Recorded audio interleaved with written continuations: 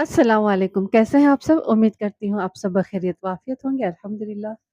अम, आज मैं आप लोगों के लिए लेकर आई हूँ नवाज़ ख़ान साहब की कहानी, उनकी डायरी से लाडो। कहानी का नाम लाडो। और इसके पहले जिन लोगों ने सब्सक्राइब नहीं किया है, प्लीज़ सब्सक्राइब करिए।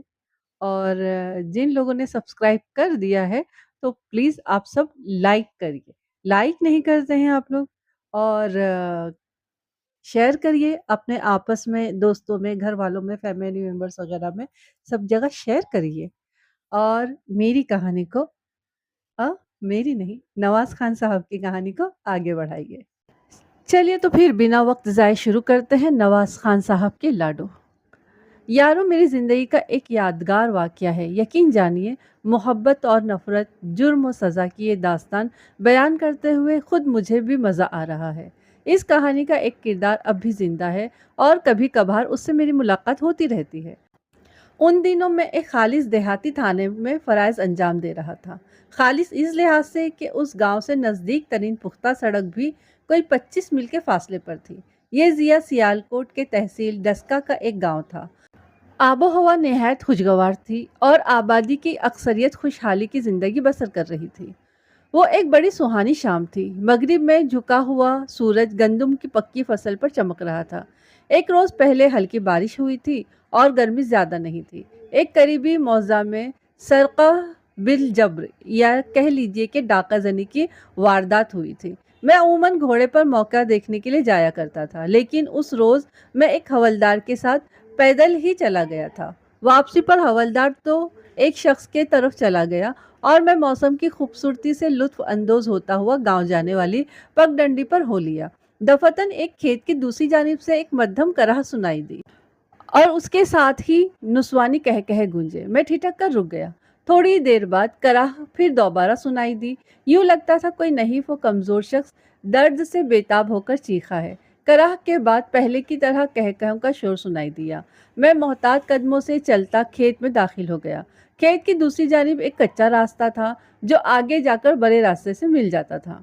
मैंने एक अजीब मंजर देखा। गांव की कुछ लड़कियां एक अजीब व गरीब शख्स के गिर्द घेरा डाले खड़ी थी। ये शख्स जमीन पर गिरा हुआ था, लेकिन क्या वह वाकई एक शख्स था? खुदा की पनाह, काबिल बयान था। जिस्म पर लिबास के नाम पर एक पतलून थी जो शायद कभी पतलून होगी, लेकिन अब बोसीदा कपड़े के चंद टुकड़े थे जो बमुश्किल उसकी सत्र पोशी कर रहे थे। जिस्म सूख कर हड्डियों का ढांचा बन चुका था। सर के बाल झड़ चुके थे। उसके तमाम जिस्म पर बड़े बड़े फोड़े थे। गर्दन, बगलों और पांव पर ये फोड़े जख्मों की सूरत इख्तियार कर गए थे। उन जख्मों से गंदा मवाद बह रहा था। मौजूदा हालत में उस शख्स की उम्र का अंदाज़ा लगाना मुश्किल था। कुछ नहीं कहा जा सकता था कि वो जवान है, बूढ़ा है या करीबुल मर्ग। उसका चेहरा मिट्टी में दुथड़ा हुआ था और मुंह से राल बह रही थी। जिस जगह वो गिरा पड़ा था वहां जमीन में मकड़ों का एक सुराख था। लंबी लंबी टांगों वाले मकौड़े निकलकर उसके जिस्म से चिपक रहे थे। तकलीफ की शिद्दत से बेताब होकर वो कमजोर लागर शख्स जमीन से उठने की कोशिश करता, लेकिन दोबारा गिर जाता। और जब वो गिरता था तो गांव की लड़कियां जोर जोर से हंस देती थीं। ये एक तकलीफ दह मंजर था। मैं खेत से निकला और लड़कियों के करीब पहुंच गया। मुझे देखकर भी लड़कियों के चेहरे पर परेशानी के आसार नजर नहीं आए। वजह ये थी कि उनके साथ लाडो भी थी। लाडो गांव के सबसे बाअसर जमींदार की बेटी थी और उतनी लाडली और इतनी सर चढ़ी थी कि गांव भर के नाक में दम किए रहती थी। उसने लड़कियों का एक टोला बना रखा था और सारा दिन उधम मचाती रहती थी। किसी की हिम्मत नहीं थी कि उसका हाथ या जुबान रोके। पिछले बरस उसने एक राहगीर को नहर में धक्का दे दिया था। वो बेचारा किनारे पर बैठा मुंह धो रहा था। लाडो अपनी चंडाल चौकड़ी के साथ आई और उसे नहर में फेंक दिया। वो भी सरफिरा शख्स था। उसने पानी से बाहर निकलकर लाडो को 2 थप्पड़ जड़ दिए। इन थप्पड़ों ने एक कयामत बर्पा कर दी। लाडो के शोर पर खेतों में काम करते हुए कुछ मज़ारे मौके पर पहुंच गए। उन्होंने जमींदार नवाबदीन की लाडली बेटी को आंसू बहाते देखा तो अजनबी को पकड़ लिया। वो नौजवान तहसील पिसरोवर के एक गांव का रहने वाला था। वारसों को खबर पहुंची तो वो उसे छुड़ाने आए। दोनों पार्टियों में तसादुम हो गया। 2 थप्पड़ों का नतीजा ये निकला कि नौजवान को अपनी दोनों टांगों से महरूम होना पड़ा। उसके वारसों में से 2 कत्ल हो गए। یہ میرے اس تھانے میں آنے سے پہلے کا واقعہ تھا۔ اس واقعے کے بعد نوابدین کا اثر رسوخ اور بڑھ گیا تھا اور اس کی بیٹی کی منمانیوں میں مزید اضافہ ہو گیا تھا۔ اب صورتحال یہ تھی کہ نوابدین کا گھرانہ پورے گاؤں پر چھا گیا تھا۔ ارد گرد کے دیہات میں بھی نوابوں کی دہشت تھی۔ چھوٹے موٹے جرائم تو یہ لوگ کرتے ہی رہتے تھے، بعض اوقات ان کے بڑے جرائم پر بھی لوگ خاموشی رہ جاتے تھے اور پرچہ درج کرانے کی ہمت نہیں کرتے تھے۔ صرف چند ماہ پہلے کی بات تھی کہ مجھے پتا چلا کہ نوابدین کے لڑکے ایک غریب مزاری کی بیوی کو چھین کر ڈیرے پر لے گئے ہیں اور اس کی بے حرمتی کرتے رہے، لیکن اس واقعے کی رپورٹ کوئی درج کرانے نہیں آیا اور نہ ہی کسی نے تھانے کے دروازے کو پار کیا۔ ہاں، میں تو ذکر کر رہا تھا لاڈو کا۔ وہ اپنی سہیلیوں کے ساتھ بڑی شان سے کھڑی میری طرف دیکھ رہی تھی۔ میں نے غصے سے کہا، لاڈو، تمہیں شرم آنی چاہیے، ایک مجبور شخص کی مدد کرنے کے بجائے تم اس کا مذاق اڑا رہے ہو۔ ڈرو خدا کے خوف سے۔ اس نے اپنے بالوں کو خوبصورت پیشانی سے پیچھے ہٹایا اور تنک کر بولی، اتنا ہمدرد ہے تو تو کر لے اس کی مدد، لے جا اٹھا کر گاؤں میں اور دوا دارو کر، ہو سکتا ہے بھلا چنگا ہو جائے۔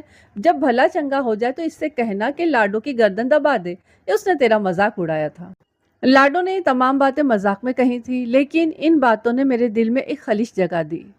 میں نے زمین پر پڑی ہوئی اس انسان نما شے کو غور سے دیکھا اور فیصلہ کیا کہ اسے گاؤں لے جاؤں گا۔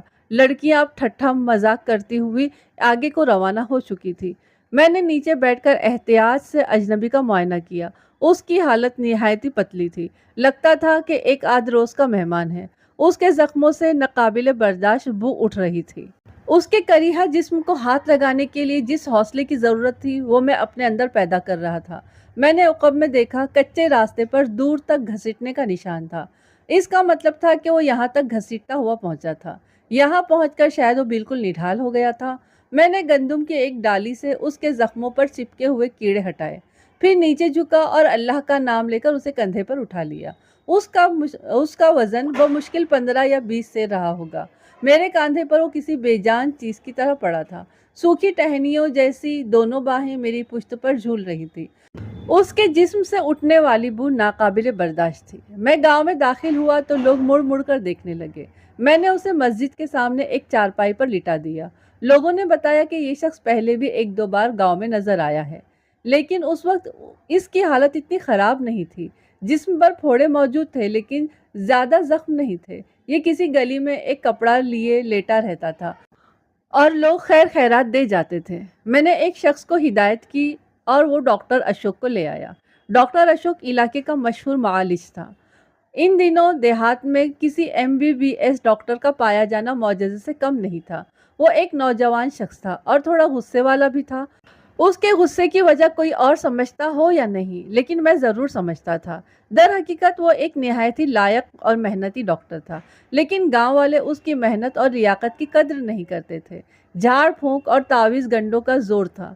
مریض عموماً اس وقت اس کے پاس پہنچتے تھے جب قریب المرگ ہونے لگتے۔ اگر کوئی شخص ڈاکٹری علاج کراتا بھی تھا تو ساتھ ساتھ جھاڑ پھونک بھی جاری رکھتا۔ پھر شفا یابی کا سہرا عموماً جھاڑ پھونک کے سر ہی باندھا جاتا تھا۔ بہت سے تلخ تجربوں نے اشوک کو بہت غسیلا بنا دیا تھا، لیکن میرے ساتھ اس کا رویہ دوستی کا تھا۔ اشوک آیا تو میں نے اسے مریض کا معائنہ کرنے کو کہا۔ وہ دیر تک اسے دیکھتا رہا۔ اس کے چہرے سے مایوسی عیاں ہونے لگی تھی۔ کہنے لگا، مشکل ہے نواب صاحب، بیماری دور تک اثر کر چکی ہے۔ اب تو یہی دعا کرنی چاہیے کہ بیچارے کی مشکل آسان ہو جائے۔ میرے کانوں میں ایک بار پھر لاڈو کے تیکھے الفاظ گونجنے لگے، اتنا ہمدرد ہے تو کر لے اس کی مدد اور لے جا اسے اٹھا کر گاؤں میں اور دوا دارو کر، ہو سکتا ہے بھلا چنگا ہو جائے۔ بھلا چنگا ہو جائے تو اس سے کہہ دینا لاڈو کی گردن دبا دے کہ اس نے تیرا مذاق بنایا تھا۔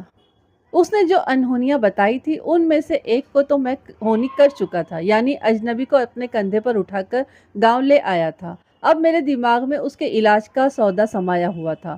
ویسے بھی یہ جذباتی سی بات، اجنبی کی حالت دیکھ کر یہ کہنا بہت آسان تھا کہ وہ دوا اور شفا کے مرحلے سے گزر چکا ہے۔ پھر بھی ایک امید کے سہارے میں ڈاکٹر اشوک کو ایک طرف لے گیا۔ میں نے اس سے کہا کہ میں اس شخص کا علاج کروانا چاہتا ہوں، کیا اسے شہر لے جایا جا سکتا ہے؟ ڈاکٹر اشوک نے میری دلچسپی دیکھی تو وہ بھی سنجیدہ ہو گیا۔ کہنے لگا، اسے شہر لے جانے سے کچھ حاصل نہیں ہوگا۔ हो सकता है ये रास्ते में ही दम तोड़ जाए, लेकिन अगर तुम कहो तो मैं यहाँ कोशिश करके देखता हूँ। मुमकिन है उसकी हालत कुछ बेहतर हो जाए, फिर उसे शहर ले जाया जा सकता है। अब मसला मरीज के क़याम का था। मैं चाहता तो गांव के किसी भी शख्स को हिदायत कर सकता था कि वो अपने घर का एक कमरा या एक हिस्सा खाली कर दे, लेकिन इस मामले में मैं किसी को तकलीफ नहीं देना चाहता था। मैंने चंद आदमियों को हुक्म दिया और वो मरीज की चारपाई उठाकर मेरे घर ले गए। डॉक्टर अशोक रोज मरीज को देखने आने लगा। उसने बताया कि इस शख्स को कोई जल्दी बीमारी है जो बेएहतियाती की वजह से आखिरी दर्जे तक बिगड़ चुकी है। इसके अलावा उसका ख्याल था कि मरीज कोई नशा भी कसरत से इस्तेमाल करता रहा है। 3-4 दिन की सरतोड़ कोशिश के बावजूद मरीज की हालत में कोई तब्दीली नहीं हुई। उसकी आंखें बंद रहीं और मुंह से राल बहती रही। कभी कभी उसका सांस भी उखड़ने लगता। 7वें-8वें रोज उसकी हालत में मामूली सा फर्क पड़ा। उसके हलक से हू हू की आवाज निकलने लगी और निचला जबड़ा हरकत करने लगा। डॉक्टर अशोक पुरउम्मीद नजर आने लगा। उसने शहर से कुछ दवाइयाँ मंगवाई और तुन दही से उसका इलाज करना शुरू कर दिया। 7-8 रोज और इसी तरह गुजर गए। एक रोज मैं थाने में बैठा 2 पार्टियों में सुलह और सफाई की कोशिश कर रहा था कि डॉक्टर अशोक का कंपाउंडर एक बुरी खबर के साथ पहुंचा। उसने घबराए हुए लहजे में बताया कि मरीज की हालत अचानक बिगड़ गई है। मैं फौरन पहुंचूं। मेरे घर पहुंचने तक डॉक्टर अशोक एक कार का इंतजाम कर चुका था। मरीज को बड़ी एहतियात से कार की पिछली नशिस्त पर लिटाया गया और उसे लेकर हम डस्के रवाना हो गए। डस्के के डॉक्टरों ने लाहौर का रास्ता दिखा दिया। उस रात कोई 11 बजे हम मरीज को लेकर म्यू अस्पताल पहुंचे। यहाँ इत्तेफाकन डॉक्टर अशोक की अपने अंग्रेज उस्ताद डॉक्टर रॉबसन से मुलाकात हो गई। ये इत्तेफाक बड़ा सूदमंद साबित हुआ। डॉक्टर रॉबसन ने उसी वक्त निहायत एहतियात और तवज्जो से मरीज का मुआयना किया। बाद में डॉक्टर अशोक ने मुझे बताया कि उन्होंने मरीज की ज़िंदगी के इम्कानात 25% बताए हैं, लेकिन वो भी उस वक्त जब लाहौर में इलाज किया जाए और चंद मतलूबा दवाएं विलायत से मंगवाई जाए। मैंने बेनाम अजनबी के इलाज में कोई कसर उठा नहीं रखी। बाहर से दवाएं भी मंगवाई गई और डॉक्टरों ने भी भरपूर तवज्जो दी। 10-15 रोज बाद डॉक्टर ने कहा कि अब आप अपने मरीज को ले जाएं और डॉक्टर अशोक को बता दिया कि वो फला फला दवा इस्तेमाल कराए। इससे ज़्यादा मरीज के लिए कुछ नहीं किया जा सकता। अगर उसने ठीक होना होगा तो हो जाएगा। मैं देख रहा था कि अब डॉक्टर अशोक को भी इस केस से दिलचस्पी हो गई थी। वो खुद भी चाहता था कि मरीज को वापस ले जाए और पूरी तवज्जो से उसका इलाज करे। डॉक्टरों की हिदायत के मुताबिक हम हड्डियों के इस नीम जान करीहा ढांचे को वापस ले आए। धीरे धीरे मरीज की हालत बेहतर होने लगी। पहले उसके जख्म खुश्क हुए, फिर फोड़ों से रतूबत बहना बंद हुई। फिर एक रोज उसने अपनी आंखें खोल दी और पहली बार इर्द गिर्द देखा। एक रोज मैंने देखा कि वो होंठ हिला रहा है, शायद कुछ बोलने की कोशिश कर रहा था। हड्डियों के ढांचे से एक नौजवान के खदोखाल जाहिर होने लगे थे। साफ वाज़ेह होने लगा था कि वो नौजवान है। तीसरे चौथे हफ्ते वो अपनी गर्दन को दाएं बाएं हरकत देने लगा। उसकी निगाहें हमें देखने और पहचानने लगी। उसके जिस्म से उठने वाली बू भी अब ना होने के बराबर रह गई थी। घर में उसकी देखभाल के लिए मैंने एक माई रखी हुई थी। एक रोज माई ने बताया कि वो बिस्तर से उठने की कोशिश कर रहा था। डॉक्टर अशोक उसे दिन में 2 बार देखने के लिए आता था।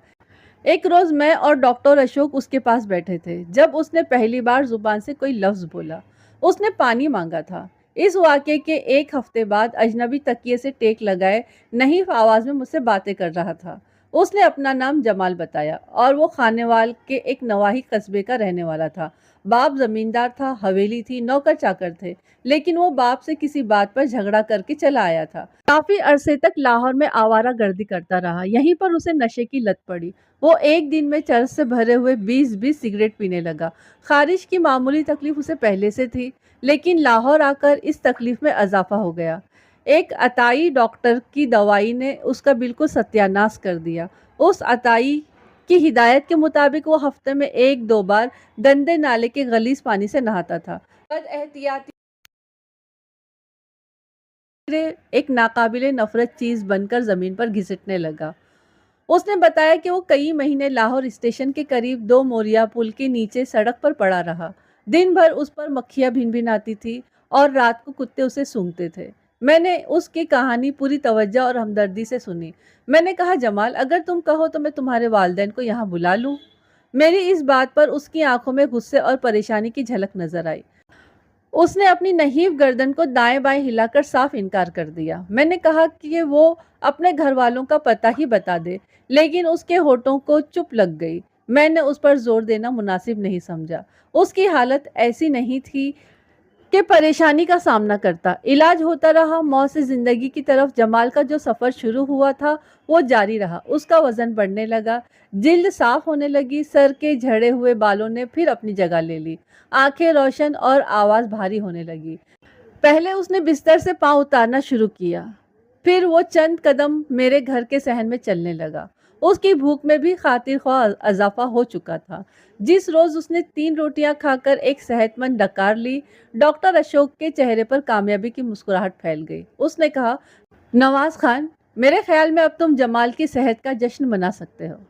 गांव में मशहूर हो चुका था कि इंस्पेक्टर नवाज खान ने उस नौजवान को सगे भाई की तरह रखा हुआ है, और लोग कुछ ऐसा गलत भी नहीं समझ रहे थे। उसके इलाज, मुआलजे और देखभाल पर मैंने जो तवज्जो दी थी, उसने मुझे जमाल की बहुत करीब कर दिया था। जमाल से मोहब्बत की एक वजह शायद ये भी थी, मैंने उसका रुख मौत से ज़िंदगी की तरफ फेरा था। कहते हैं मुजस्समा साज को अपने मुजस्समे से, कहानीकार को अपनी कहानी से और मुसव्विर को अपनी तस्वीर से मोहब्बत होती है। शायद मेरी मोहब्बत भी कुछ इसी तरह की थी। सेहत और ज़िंदगी देने वाली ज़ात तो अल्लाह की होती है, लेकिन मैंने एक अज़्म के साथ नामुमकिन को मुमकिन करने की कोशिश की थी। कोई नहीं कह सकता था कि ये लंबा तड़ंगा खूबसूरत नौजवान जमाल वही हड्डियों का ढांचा है जो चंद माह पहले गलियों में रेंगता था और लोग उसकी तरफ से मुंह फेर कर गुजर जाते थे। मैंने जमाल की सेहत याबी पर खुशी मनाई और खाना पकवाकर गरीबों में तकसीम किया। एक रोज की बात है, मैं, डॉक्टर अशोक और जमाल घर से बाहर कुर्सियां डाले बैठे थे कि लाडो चंद लड़कियों के साथ गली से गुजरती नजर आई। उसने हाथ में एक छड़ी पकड़ी हुई थी और हमेशा की तरह अटखेलियां करती जा रही थी। मैंने जमाल से कहा, ये जो लड़की सुर्ख लिबास वाली सामने से आ रही है, उसे गौर से देखो। मैं इसके बारे में तुम्हें एक बात बताऊंगा। जमाल ने लाडो को देखा। थोड़ी देर बाद वो गली के मोड़ पर ओझल हो गई। जमाल इश्तियाक से मेरी तरफ देखने लगा। मैंने मुस्कुराते हुए कहा, आज से 6 महीने पहले तुम बहुत खराब हालत में यहाँ पहुंचे थे। इस लड़की से तुम्हारी मुलाकात हुई थी, तुम्हें कुछ याद है? जमाल ने नफी में सर हिलाया। मैंने कहा, ये अपनी सहेलियों के साथ खेतों में घूम रही थी और तुम निढाल होकर एक पगडंडी पर पड़े हुए थे। लड़कियां तुम्हें देखकर हंस रही थी। मैंने इन्हें मना किया तो ये बोली, इसने कौन सा भला चंगा हो जाना है कि इससे डरा जाए। जमाल ने अपने मसल टटोले और जोर से हंसने लगा। मैं और डॉक्टर अशोक भी उसकी हंसी में शरीक हो गए। दिन गुजरते रहे। जमाल मेरे पास ही रहा। वो सारा दिन गांव में घूमता। उसने चंद एक दोस्त भी बना लिए थे। महसूस हो रहा था कि वो अपनी इस नई जिंदगी से बहुत खुश है और अब उसे और कुछ नहीं चाहिए। लेकिन हकीकत ऐसी नहीं थी। वो किसी घर का चश्मो चिराग था। कोई माँ उसकी राह देख रही थी, किसी बाप को उसके सहारे की ज़रूरत थी। मैं इस कोशिश में था कि किसी तरह जमाल अपने घर का पता बता दे ताकि मैं उसके वालिदैन को यहाँ बुला सकूं। मुमकिन था इस तरह इकट्ठे होने से उनकी रंजिशें दूर हो जाएं और वो खुश व खुर्रम यहाँ से वापस जाएं। बिलाखिर एक रोज़ मैं अपनी इस कोशिश में कामयाब हो गया। जमाल ने मुझे अपने वालिदैन के मुतालिक बता दिया। मैंने उसी रोज़ उस पते पर एक ख़त लिखा। ख़त का जवाब तो नहीं आया, लेकिन ठीक छठे रोज़ उसके वालिदैन गांव पहुंच गए। मुझे थाने में इत्तला मिली कि कुछ लोग घर में मेहमान आए हुए हैं। जब मैं घर पहुंचा तो एक लंबी गर्द आलूद कार दरवाजे पर खड़ी थी। जमाल सहन में अपने वालिदैन के साथ बैठा था। उसकी बूढ़ी माँ आंसू बहाती हुई मुसलसल उसके सर पर हाथ फेर रही थी। उसका बाप शिया शेरवानी और पगड़ी वाला एक लंबा तड़ंगा शख्स था। चेहरे से खानदानी रौब झलकता था, लेकिन इस वक्त वो बड़ा आजिज दिखाई देता था। घरेलू मुलाजमा ने मेरी तरफ देखकर कहा, थानेदार साहब आ गए। उसके बाप ने जल्दी से उठकर मुसाफा किया और बगलगीर हो गया। जमाल की माँ भी मेरी बलाएं लेने लगी। जमाल का बाप बोला, इंस्पेक्टर साहब, हम किस मुंह से आपका शुक्रिया अदा करें? आपने हमें बर्बाद होने से बचा लिया। एक तीसरा शख्स जिस पर मेरी नज़र नहीं पड़ी थी, बाईं तरफ कुर्सी पर बैठा था। उसने भी उठकर मुझसे मुसाफा किया। बाद अज़ा पता चला कि उसका नाम सुलेमान है और ये जमाल का बड़ा भाई है। जमाल के वालिद ने गुलगीर आवाज़ में कहा कि हम तो इसको ढूंढते ढूंढते मायूस हो चुके थे। हर सुबह आस बनती थी और हर शाम आस टूट जाती थी। हमें क्या मालूम था कि एक छोटी सी गलती की हमें इतनी बड़ी सज़ा देगा। मैंने कहा, जनाब, घरों में मामूली बातें तो हो ही जाती हैं اور ہوتی ہی رہتی ہیں۔ آدمی کو اتنا بڑا قدم نہیں اٹھانا چاہیے۔ یہ آپ کی نہیں، اس کی غلطی ہے۔ جمال ندامت سے سر جھکائے بیٹھا تھا۔ اس کی ماں بار بار اس کا ماتھا چوم رہی تھی۔ ہائے میرا بچہ کتنا دبلا ہو گیا ہے، پہچانا ہی نہیں جاتا۔ میں سوچنے لگا اگر یہ اسے آج سے 3-4 ماہ قبل دیکھ لیتی تو شاید صدمے سے ہوش و حواس کھو بیٹھتی۔ جمال کا بھائی سلیمان ایک خاموش طبع شخص تھا۔ اس نے بات چیت میں زیادہ حصہ نہیں لیا۔ اگلے روز مجھے چھٹی تھی۔ سہ پہر کے وقت تھوڑی دیر کے لیے جمال کے والدین کے پاس بیٹھ کر میں باہر گھومنے چلا گیا۔ نومبر یا دسمبر کا مہینہ تھا۔ سرما کا ڈوبتا ہوا سورج کھیتوں پر الوداعی نظر ڈال رہا تھا۔ گاؤں سے کوئی 4 فرلانگ دور جب میں ایک گنے کے کھیت کے قریب سے گزر رہا تھا، کوئی لڑکی تیزی سے میرے سامنے آ گئی۔ وہ لاڈو تھی، لیکن میں یہ دیکھ کر حیران رہ گیا کہ اس کی آنکھوں میں آنسو تھے۔ لاڈو اور آنسو دو جدا جدا چیزیں تھیں، مگر میں اپنی آنکھوں کو کیسے جھٹلا سکتا تھا؟ ڈوبتے سورج کی روشنی میں اس تنہا پگڈنڈی پر جو لڑکی زرد ریشمی لباس پہنے کھڑی تھی وہ لاڈو ہی تھی، اور اس کی ہرنی جیسی خوبصورت آنکھوں میں جو پانی تھا وہ یقیناً آنسوؤں کا تھا۔ ہاں، وہ نہایت خاموشی سے سر جھکائے رو رہی تھی۔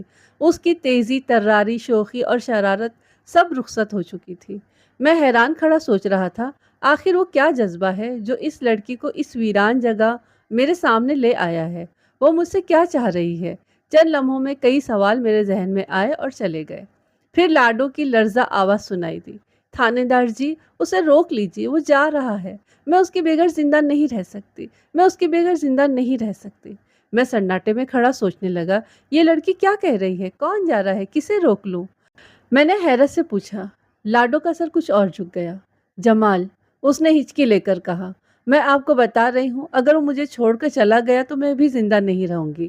اتنا کہہ کر لاڈو تیزی سے مڑی اور کھیت میں غائب ہو گئی۔ میرے ذہن میں آندھیا سی چل رہی تھی۔ اب مجھے سمجھ آ رہی تھی کہ جمال سارا دن گھر سے کہاں غائب رہتا تھا۔ وہ لاڈو سے محبت کی پینگیں بڑھا رہا تھا، اور اب لاڈو اس کی محبت میں گرفتار ہو چکی تھی۔ جمال نے ایسا کیوں کیا تھا؟ کیا اس روز میں نے جو بات اس سے کہی تھی اس کے ذہن میں بیٹھ گئی تھی؟ لیکن خدا گواہ ہے میں نے وہ بات اس نیت سے نہیں کی تھی کہ جمال لاڈو سے کوئی ایسی ویسی حرکت کرے یا اسے کسی طرح کا انتقام کا نشانہ بنائے۔ وہ تو اچانک اسے گلی سے گزرتے دیکھ کر پرانی بات ذہن میں آ گئی تھی۔ پھر گھر پہنچا تو جمال اپنی ماں کے ساتھ بیٹھا تھا۔ اس کا بڑا بھائی سلیمان اور باپ دوسرے کمرے میں تھے۔ تھوڑی دیر کے بعد اس کی ماں بھی چلی گئی۔ میں نے جمال سے لاڈو کا ذکر کیا تو وہ زور زور سے ہنسنے لگا۔ میں نے کہا، جمال، یہ ہنسنے والی بات نہیں، مجھے ٹھیک ٹھیک جواب دو۔ تم نے لاڈو سے کیا کہا تھا؟ وہ مسکراتا ہوا بولا، کچھ بھی نہیں نواز صاحب، بس 1-2 دفعہ راستے میں ملاقات ہوئی تھی، خواہ ہی پیچھے پڑ گئی ہے۔ میں نے اسے گہری نظروں سے دیکھتے ہوئے کہا، جمال، میں کل کا بچہ نہیں ہوں، مجھے بیوقوف بنانے کی کوشش نہ کرو، تم اس لڑکی سے کھیل رہے ہو۔ جمال پھر لاپرواہی سے ہنسنے لگا۔ اتنے میں اس کے والدہ اور والد اور بھائی آ گئے۔ انہوں نے کہا کہ وہ جمال کو واپس لے جانا چاہتے ہیں۔ میں نے کہا، بڑی خوشی سے لے جاؤ، لیکن پہلے ڈاکٹر اشوک سے مشورہ کر لینا چاہیے۔ ڈاکٹر اشوک کو بلایا گیا۔ اس نے کہا کہ جمال کو کم از کم 1 مہینہ اور یہیں گاؤں میں رہنا چاہیے۔ ڈاکٹر کی بات بھی ٹھیک تھی، وہ بڑی توجہ سے اس کا علاج کر رہا تھا۔ یہاں سے جانے کے بعد ہو سکتا ہے مرض میں پھر کوئی پیچیدگی پیدا ہو جاتی۔ یوں بھی گاؤں کی کھلی آب و ہوا اس کے لیے سازگار تھی۔ فیصلہ یہ ہوا کہ جمال 20-25 روز اور اس گاؤں میں رہے گا۔ اس کا بڑا بھائی سلیمان بھی اس کے ساتھ ہی رہے گا۔ اس کے بعد ڈاکٹر اشوک دوائیں لکھ کر دیں گے اور جمال کو جانے کی اجازت دیں گے تو پھر وہ چلا جائے۔ اگلے روز جمال کے ماں باپ واپس چلے گئے۔ میں نے سلیمان کے لیے گھر کا ایک اور کمرہ کھلوا دیا۔ یوں بھی ان دنوں 5 کمروں کے اس حویلی نما گھر میں اکیلا ہی رہ رہا تھا۔ ایک ملازمہ تھی جو صبح آتی تھی اور رات کا کھانا کھلا کر واپس چلی جاتی تھی۔ جمال جب زیادہ بیمار ہوا تو اس کے لیے میں نے ایک خادمہ رکھی تھی، لیکن اب وہ نہیں آتی تھی۔ رات کو میں اور جمال گھر میں تنہا ہوتے تھے۔ اب اس کا بڑا بھائی سلیمان بھی آ گیا تھا۔ اس رات آسمان پر گہرے بادل چھائے ہوئے تھے، کبھی کبھار بوندا باندی بھی ہو جاتی تھی۔ میں رات دیر سے گھر آیا۔ جمال اور سلیمان سو چکے تھے۔ بارش کی وجہ سے ملازمہ میری چارپائی برآمدے میں بچھا گئی تھی، لیکن چونکہ میرے سونے تک بوندا باندی تھم چکی تھی، میں نے حبس کے خیال سے چارپائی اٹھائی اور چھت پر چلا آیا۔ چھت پر سے برآمدے میں بچھی ہوئی جمال کی چارپائی نظر آ رہی تھی۔ کبھی کبھی اس کی کھانسی کی آواز سنائی دے جاتی تھی۔ کھانسی کی یہ آواز آج سے 3-4 ماہ پہلے بھی سنائی دیتی تھی، لیکن اس وقت یہ آواز نہایت ہی باریک اور کمزور ہوتی تھی۔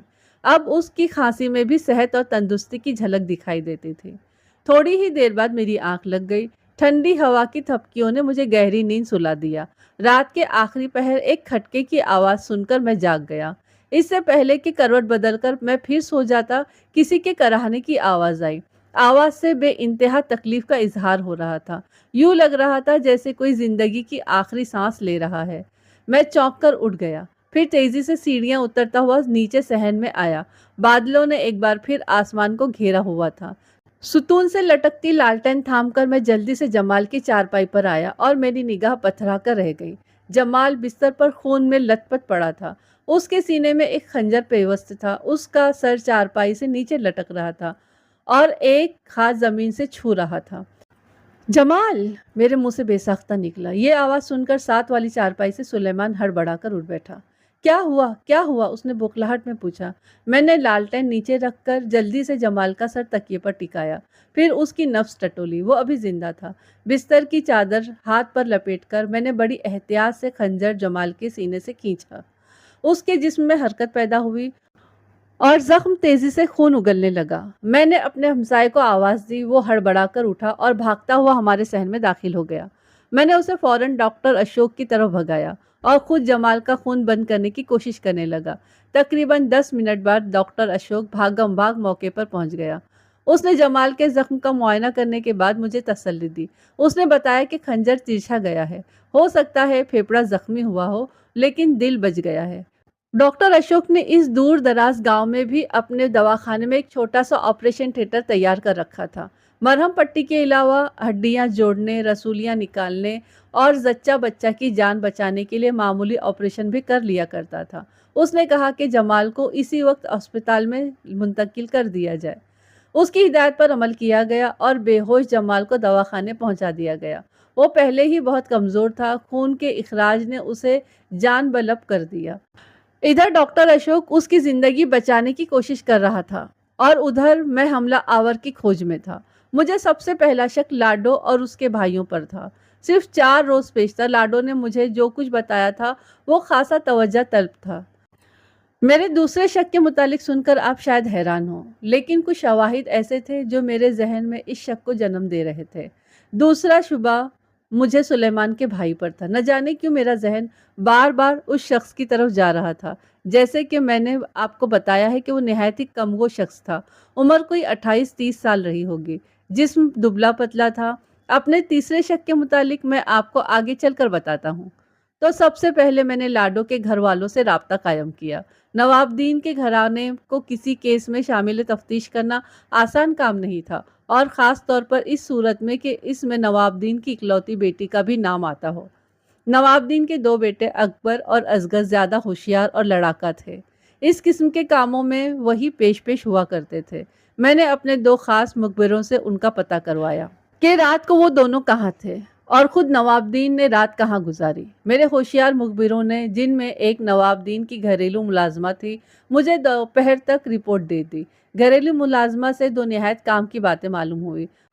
اس نے بتایا کہ نوابدین رات گھر میں تھا۔ کوئی آدھی رات کے وقت دروازے پر دستک ہوئی۔ ایک مزارع بڑا ہی گھبرایا ہوا آیا اور نوابدین کو ساتھ لے کر چلا گیا۔ اس کے کوئی 2 گھنٹے بعد نوابدین اپنے بیٹے اصغر کے ساتھ واپس آیا۔ ملازمہ نے بتایا کہ اس نے اپنی آنکھوں سے دیکھا کہ اصغر کی قمیض پر خون کے چھینٹے تھے۔ اکبر کے متعلق ملازمہ نے بتایا کہ وہ کسی پیشی کے سلسلے میں لاہور گیا ہوا تھا۔ ملازمہ کی اطلاع چونکہ چونکا دینے والی تھی۔ یوں تو نوابدین کے بیٹے غیر قانونی حرکات کرتے ہی رہتے تھے، لیکن عین اس وقت جب جمال میرے گھر میں چارپائی پر پڑا زخمی حالت میں سسک رہا تھا، نوابدین کا گھبرایا ہوا مزارع کوئی خبر لے کر پہنچا تھا۔ کیا یہ صرف ایک اتفاق تھا یا اصغر واقعی جمال پر قاتلانہ حملے کا مجرم تھا؟ مخبر کی اطلاع نہایت اہم تھی، لہٰذا پہلے میں نے اسی رخ پر تفتیش کرنے کا فیصلہ کیا۔ دوپہر کے وقت میں نے نوابدین سے اس کی حویلی میں ملاقات کی۔ وہ بڑے احترام سے مجھے اپنی بیٹھک میں لے گیا۔ خوش قسمتی سے اصغر بھی وہیں موجود تھا۔ وہ ایک صحت مند بلکہ پہلوان نما نوجوان تھا۔ چہرہ بھرا ہوا اور بال گھنگریالے تھے۔ گلے میں سونے کا ایک بڑا کنیٹھا تھا، تاہم اس کی آواز اس کے جسم کے مقابلے میں نہایت باریک اور زنانہ قسم کی تھی۔ پہلی بار تو یہ آواز سن کر ہنسی آ جاتی تھی۔ میں نے دیکھا کہ اصغر باپ کی موجودگی کے باوجود گھبرایا ہوا ہے۔ اس کی घबराहट मुझे बहुत कुछ समझा रही थी। छोटे-मोटे जुर्म करके डरने वाले तो ये लोग नहीं थे। जैसा कि मैं पहले ही बता चुका हूँ, सिर्फ 1 साल पहले इन लोगों ने 2 कत्ल कर दिए थे। अभी तक ये मुकदमा चल रहा था। असगर का डरा हुआ चेहरा बता रहा था कि उसने यकीनन कोई संगीन जुर्म किया है और ये जुर्म जमाल पर कातिलाना हमला के सिवा और क्या हो सकता था। मैंने बड़े मोहतात तरीके से बात शुरू की। जल्द ही नवाबदीन को अंदाज़ा हो गया कि मैं उसके बेटे पर कातलाना हमले का शक कर रहा हूँ। पहले तो नवाबदीन ने आग बगुला होने की कोशिश की, लेकिन एक जहां दीदा शख्स की तरह जल्द ही गुस्से पर काबू भी पा लिया। मैंने उसे बताया कि एक निहायत ही मोतबर गवाही उसके बेटे के खिलाफ है। एक शख्स ने उसे वारदात के फौरन बाद मेरे घर से निकलते देखा है। नवाबदीन ने मुझसे जो पहला सवाल पूछा वो ये था कि असगर को मेरे मेहमान पर कातिलाना हमले करने की क्या ज़रूरत थी। यकीनन उसे यही सवाल पूछना चाहिए था। उन दोनों में कोई लड़ाई झगड़ा नहीं था, तनाज़ा नहीं था, अदावत नहीं थी। अगर लाडो को निकाल दिया जाए तो शायद वो एक दूसरे को जानते भी न हों। लेकिन लाडो को कैसे निकाला जा सकता था? ये और बात थी कि नवाबदीन और उसके बेटों को अभी तक लाडो और जमाल के मुतालिक पता ना हो। शायद यही बात थी, वरना नवाबदीन इतनी आसानी से ये सवाल न पूछ सकता। मैंने फिलहाल इस जिक्र को गोल करने का फैसला किया और कहा, नवाबदीन, वजह थी। तुम्हारे बेटे के पास वजह थी और मैं वक्त आने पर बता भी दूंगा। लेकिन अगर तुम लोग ताउन करो तो बहुत सी मुश्किलों से बच सकते हो। मैंने महसूस किया कि नवाबदीन में कोई ख़ास दमख़म नज़र नहीं आ रहा था। मेरे नज़दीक इसके 2 सबब थे। पहला तो ये कि असगर वाकई मुजरिम था और दूसरा ये कि कत्ल के पहले मुकदमे ने नवाबदीन के कस बल कुछ निकाल दिए थे। अभी कुछ ही रोज़ पहले नवाबदीन ने अपनी कोई 2 मुरब्बे ज़मीन फ़रोख्त की थी। ज़ाहिर है ये सारी रकम अब तक वकीलों की जेब में पहुंच चुकी होगी। अब अगर ये नया मुकदमा शुरू हो जाता तो उसकी हालत और पतली हो जाती। मैं समझ गया कि वो मेरे साथ मोहतात रवैया रखने पर मजबूर है। मैंने जाते वक्त वाज़ेह अल्फाज में कहा, नवाबदीन, मैं तुम्हें और तुम्हारे बेटे को कल तक का वक्त देता हूँ। अपना अच्छा बुरा खूब सोच समझ लो। नवाबदीन से मिलकर वापस आया तो जहन बहुत उलझा हुआ था। सोचने की बात थी, अगर नवाबदीन वगैरह लाडो और जमाल के मामले से बेखबर हैं तो उन्हें जमाल को मारने की क्या ज़रूरत थी। ये भी हो सकता है कि वो जानबूझकर बेखबर बन रहे हों। बहुत से सवालात थे। बहरहाल हवेली से मैं ये नतीजा लेकर वापस आया कि कल रात असगर से कोई संगीन जुर्म सरजद हुआ है। हो सकता है उसने जमाल पर कातिलाना हमला किया हो और ये भी हो सकता है कि कोई और गुल खिलाया हो। दूसरा शख्स सुलेमान पर था। ये शख्स मुझे कुछ अजीब सा लगा था, गुमसुम और पुरस्रार सा। जिस वक्त से यहाँ आया था चंद फिक्रों से ज्यादा नहीं बोला था। मैं हैरान था कि वो जमाल पर होने वाले हमले से बेखबर क्यों रहा। मैंने छत पर से जमाल की कराहें सुनी और भागता हुआ नीचे पहुंचा। वो उससे सिर्फ 1 फीट के फासले पर मौजूद था, लेकिन लंबी तान कर सो रहा। आदमी कैसा भी बेखबर सोए, इतनी आवाज से तो जाग ही जाता है। जब मैं मौके पर पहुंचा तो जमाल की एक टांग सुलेमान की चारपाई पर पड़ी थी। हैरानी की बात थी कि जमाल का तड़पना मचलना भी उसे ना जगा सका। कहीं ऐसा तो नहीं था कि वो नींद का ड्रामा रचा रहा हो। मैंने अपने घर के एक कमरे में उससे पूछगछ की। मेरे पहले चंद सवालों से सुलेमान को बिल्कुल अंदाजा नहीं हुआ कि मैं उस पर शक कर रहा हूँ, लेकिन इन सवालों के जवाबात ने मेरे शक को मजीद पुख्ता कर दिया। मुझ पर यह इंकिशाफ हुआ कि वो जमाल का सगा भाई नहीं है। जमाल के वालिदैन के यहाँ एक अरसे कोई औलाद न हुई तो उन्होंने सुलेमान को गोद ले लिया। कोई 7-8 बरस बाद जमाल पैदा हुआ। यह उनका पहला और आखिरी बच्चा साबित हुआ। दोनों मियाँ बीवी उससे बेपनाह मोहब्बत करते थे। मैंने अपने तौर पर सोचना शुरू किया। जाहिर था अपने बच्चे की पैदाइश के बाद जमाल के वालिदैन की मोहब्बत सुलेमान के साथ पहली जैसी नहीं रही होगी, या हो सकता है मियाँ बीवी में से किसी एक की मोहब्बत में फ़र्क आ गया हो। सुलेमान और जमाल में रकाबत कुदरती बात थी। यह भी इम्कान था कि जायदाद की विरासत का कोई मामला हो। जब मैंने विरासत की बात छेड़ी तो सुलेमान को अंदाज़ा होने लगा कि मैं उस पर शक कर रहा हूँ। इसके साथ ही उसके चेहरे का रंग बदलना शुरू हो गया। वो बहुत गहरा शख्स दिखाई देता था, लेकिन खौफ उसके चेहरे पर जाहिर हो रहा था। कहने लगा, जनाब, एक तो मैं भाई की मुसीबत पर गम से निढाल हूँ, ऊपर से आप मुझे मुजरिम ठहरा रहे हैं। यही आपकी मेहमान नवाजी है कि एक भाई कब्र में पहुंच जाए और दूसरा जेल में। गुस्से या शदीद खौफ से उसका सारा जिस्म कांप रहा था। پھر اچانک اس نے اپنی گردن پیچھے سے تھام لی اور جھومنے لگا۔ اس سے پہلے کہ میں کچھ سمجھتا وہ کرسی سے لڑک کر فرش پر گر پڑا۔ گرتے ہی اس کے ہاتھ پیر مڑنے لگے۔ میں نے دیکھا اس کا دایاں ہاتھ اپنی جیب کی طرف بڑھ رہا تھا۔ میں نے جلدی سے اٹھ کر اسے سنبھالا۔ اس کی جیب دیکھی، اندر گولیوں کی ایک چھوٹی سی شیشی موجود تھی۔ سلیمان نے لرزتے ہاتھ سے یہ شیشی جھپٹ لی اور کھولنے کی کوشش کرنے لگا۔ میرے ذہن میں دھماکہ سا ہوا، کیا یہ خودکشی کر رہا ہے؟ میں نے فوراً اس کے ہاتھ تھام لیے۔ عین اس وقت ڈاکٹر اشوک دروازہ کھول کر تیز تیز قدموں سے کمرے میں داخل ہوئے۔ یہاں کا منظر دیکھ کر اس کی آنکھیں حیرت سے پھیل گئی۔ سلیمان کا سر میری گود میں تھا اور میں اس سے شیشی لینے کی کوشش کر رہا تھا۔ اشوک تیزی سے آگے بڑھا۔ اس نے ایک نظر سلیمان کا زرد چہرہ دیکھا، پھر میرے ہاتھ سے شیشی لے کر دیکھنے لگا۔ چشمے کے پیچھے سے اس کی آنکھیں تیزی سے حرکت کر رہی تھی۔ پھر اس نے شیشی کی چھوٹی چھوٹی 10-8 گولیاں اپنی ہتھیلی پر نکالی اور سلیمان کے ادھ کھلے منہ میں پہنچا دی۔ دراصل سلیمان کو مرگی کا دورہ پڑا تھا۔ یہ دورہ اسے عموماً پڑ جاتا تھا۔ احتیاطاً اس نے جیب میں گولیوں کی شیشی رکھ چھوڑی تھی۔ بروقت دوا ملنے سے دورے کی شدت میں کمی آ جاتی تھی، اور ابھی بھی ڈاکٹر اشوک کے منہ میں دوا ڈالنے سے اس کی شدت میں کمی آ گئی تھی۔ ڈاکٹر اشوک نے مسکراتے ہوئے کہا، آج تم نے دیہاتی تھانے داروں والا کام کیا ہے۔ وہ دوا کھا رہا تھا اور تم اسے پکڑے بیٹھے تھے۔ میں نے کہا، بھائی میرے، سچویشن ہی ایسی تھی، تم نے بھی دوا میرے ہاتھ سے چھین کر لے لی۔ وہ بولا، وہ تو میں نے نام دیکھنے کے لیے لی تھی۔ میں نے کہا، تو میں نام دیکھے بغیر اسے دوا کھانے کی اجازت کیسے دے دیتا؟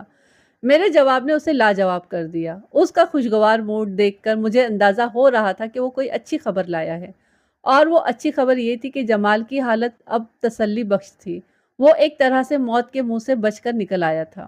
ابھی ہم باتیں ہی کر رہے تھے کہ ہیڈ کانسٹیبل نے آ کر مجھے اطلاع دی کہ کھوجی نہر کے پل پر آپ کا انتظار کر رہے ہیں۔ انہوں نے کھرا پھر اٹھا لیا ہے۔ اس سے پہلے میں نے آپ سے تیسرے شک کا ذکر کیا تھا۔ تیسرا شک مجھے ایک گاڑی پر تھا۔